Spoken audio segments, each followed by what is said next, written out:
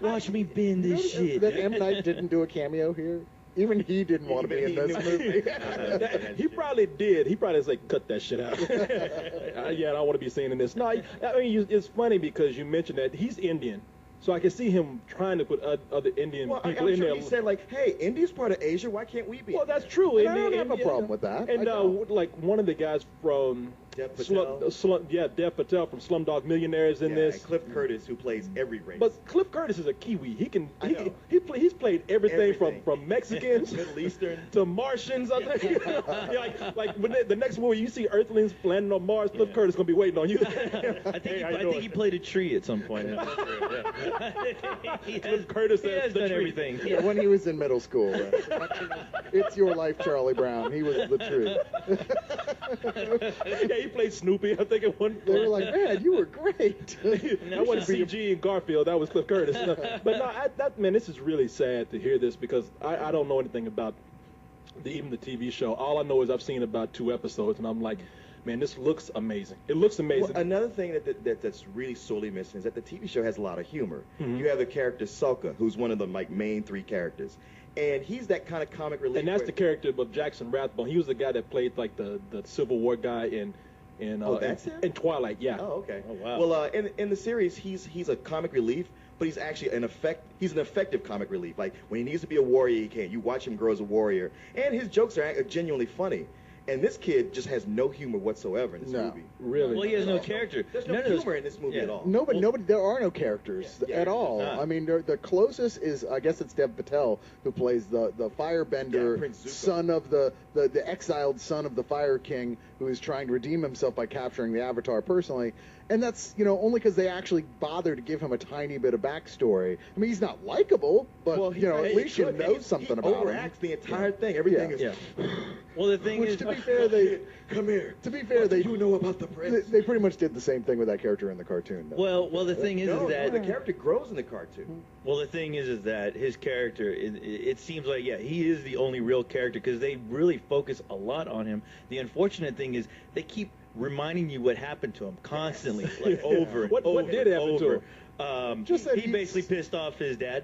He was banished. Yeah, his dad is a dick, super dick, and kicked him out of the kingdom. And everybody else everybody else fucks with him all the time, except for his uncle, who's like the kindly old uncle, just like he is in the cartoon. Except in the cartoon, he's also when he helped Tony Stark out of that cage. He helps his kid along. Except also and he's supposed to be more comic relief in the cartoon. And which character is not funny? Which actor is this?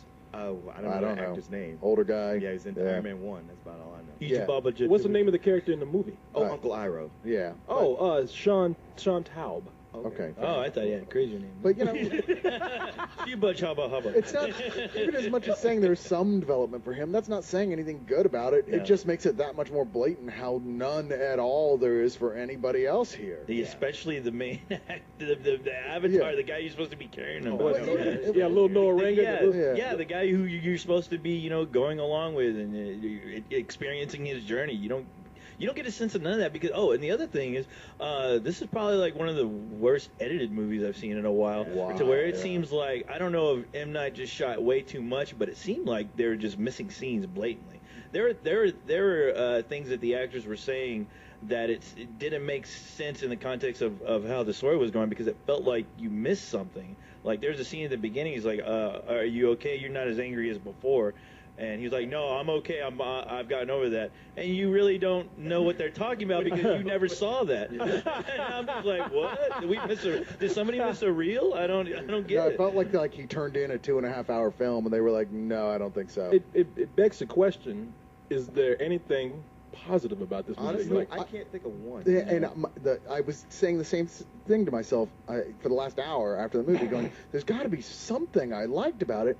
And I can't think of anything. It's actually changed my review. I mean, even the 3D is terrible. Yes, one thing you might say is like, it looks good. And like, no, it's that shitty 3D. No, it's that 3D that was an after-the-fact type of thing when they do it, and you're like, wow, it just looks like shit. Plus, you know how everything in 3D often makes everything so darker? Yeah. Well, this whole film is really dark, so much of it that you can't tell what the fuck is going on. Only because the color palette, you can see the color palette is like really a dark blue. So I was like watching it. I'm like, oh, they just made this movie look worse. Well, you know what? That is one of the things that the first thing I noticed when I found out that the movie was The Last Airbender in the trailer, I like, this looks nothing like the color palette from the animated show, which was a little brighter and had a different color scheme. That's a damn shame when the 3D in the movie can't match a cartoon. Oh, it not only doesn't match a cartoon, it pulls it down. It's irritating. There are points I'm just like, this is giving me a headache. You know, just having to put in that little extra bit of effort to watch this in 3D like this. I just wanted to leave. I'm surprised at myself that I did not walk out. I know I think you've been thinking about this because you came in, you're like, hey everybody, and the more you sat there, the more you're like, I'm just this movie we pissed watching me you off. turn dark. Right? About 15, 20 minutes into the movie, you are pretty much given the idea of what you're going to expect for the rest of the film, which is sad because I'm like, okay, this better pick up. They better do something really cool with these action scenes because the first one they showed me was so bad that it just didn't leave me any hope. And, you know, the big climax, I guess the last climax looked pretty, but that was a big rip off of the director's cut of The Abyss. So I mean, true. So should I go get some mugs and serve a round of bullshit for everyone? No. You know what? You're right. This movie is making me turn to the dark side. I'm like, no, because this movie is a fuck you. Wow. This is not just some old bullshit. This is a fuck you to the studio. This is fuck you to M. Night. This is fuck you with everyone associated with this film. You took something that was really cool and you just destroyed it. Damn. I was just going to give it some old bullshit.